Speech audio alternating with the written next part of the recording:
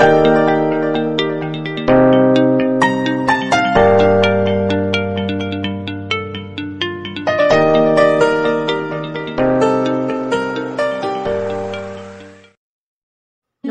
আমি মো। কেমন আছেন আপনারা সবাই? আশা করছি সবাই ভালো আছেন আর আমরাও ভালো আছি।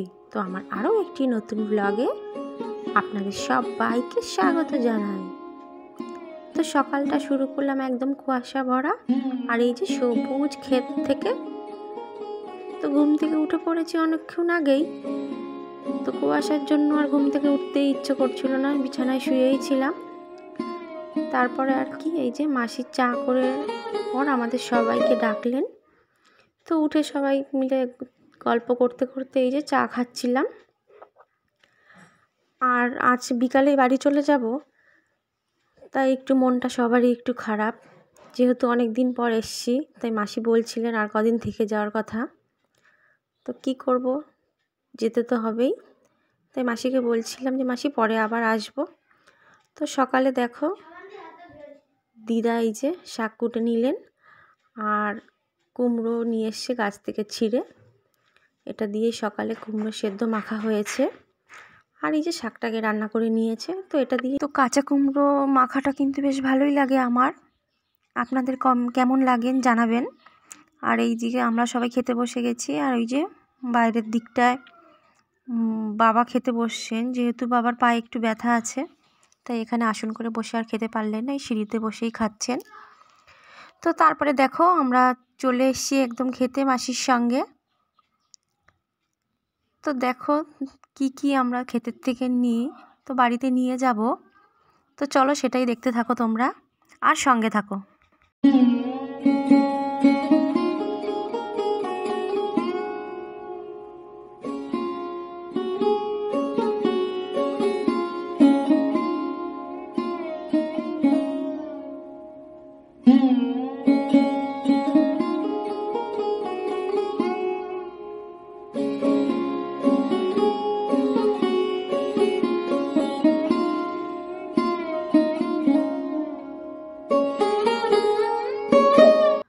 তো ছেলেকে বলেছিলাম একটু ভিডিও করে দেওয়ার কথা, ও ঠিক মতো ভিডিওটা করতেই পারছিল না। তো যাই হোক, সেরকমভাবে ভালো মতো ভিডিওটা ভাবলাম যেভাবে আপনাদের দেখাবো, তো সেইভাবে আর শেয়ার করতে পারলাম না। তো যাই হোক, যতটা পেরেছি চেষ্টা করেছি। আর যখন সবজিগুলো তুলছিলাম এতই না ভালো লাগছিল, বেশ ক্ষেতের জিনিস মানে একটা তোলার একটা আনন্দ খুবই ভালো লাগছিল, সেটাকে আর বলে শেয়ার করতে পারবো না আনন্দটা। তো ক্ষেতের থেকে অনেক কিছুই নিয়েছি, ফুলকপি নিয়েছি, ওলকপি নিয়েছি, কাঁচা লঙ্কা, আর এই যে পেঁয়াজ কলি।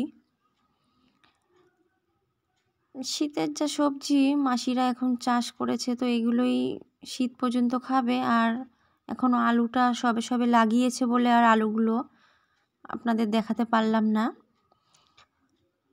তো চলো এবার বাড়ির দিকে যাওয়ার পালা, নিয়ে নিয়েছি যা নেবার। অনেকটা দূর তো যেতে হবে, তাই বেশি কিছু আর নিতে পারলাম না, কারণ আবার ক্যারি করার সমস্যা হবে। তো দেখো এই ফুলকপিটাকে এই বাঁধাকপিটাকে তুলেছি, সরি।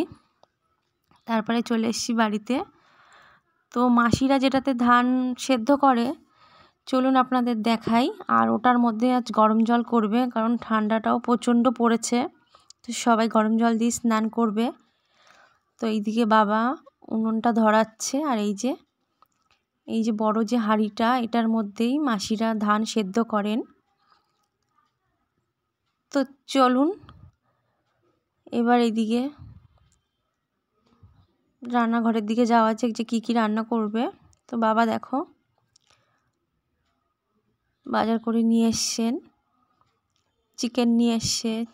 আর মাসিদের ক্ষেত থেকে আমরা তখন গেছিলাম খেতে, আর এই যে শাকটা নিয়ে এসছে।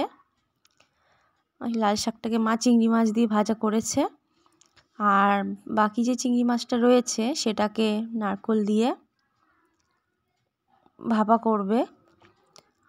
তো রান্না বান্না তো কমপ্লিট হয়ে গেল, এবারে সবাইকে আমি খেতে দিয়ে দিচ্ছি। আর ওইদিকে মাসি যেহেতু স্নান করেনি, তাই মাসি স্নানে গেছে, আর আমি এইদিকে খাবারগুলো বেড়ে দিচ্ছি, যেহেতু অনেকটা বেলাই হয়ে গেছে, আবার একটু পরেই বেরোতে হবে আমাদের।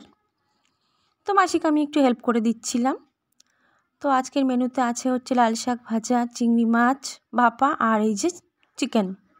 তো এই চিকেন তো আমার ছেলের খুব ফেভারিট, তো ও তো আর অন্য কিছু দিয়ে খেলো না, শুধু এই চিকেনটা দিয়েই খেলো। তো চলো এবার খাওয়া দাওয়া করতে থাকি, তো দেখতে থাকো, সঙ্গে থাকো। আর এই যে খেতে খেতে মাসি বলছিল যে তোরা এখন চলে যাবি, বাড়িটা বেশ ফাঁকা ফাঁকা হয়ে যাবে, আর কটা দিন থেকে যেতে পারতি। তো মাসিকে বলছিলাম মাসি আবার আসবো, আর বোনের পরীক্ষা হয়ে গেলে তুমিও যেও। তো এই যে দেখো বাবাকে এখানে খেতে দিয়ে দিলাম আবার। আর পানটা খাওয়ার পরেই সবাই মিলে আমরা তৈরি হয়ে নিলাম, কারণ অনেকটা রাস্তায় যেতে হবে। তো ব্লগটা কেমন লাগলো জানাবে কমেন্ট করে।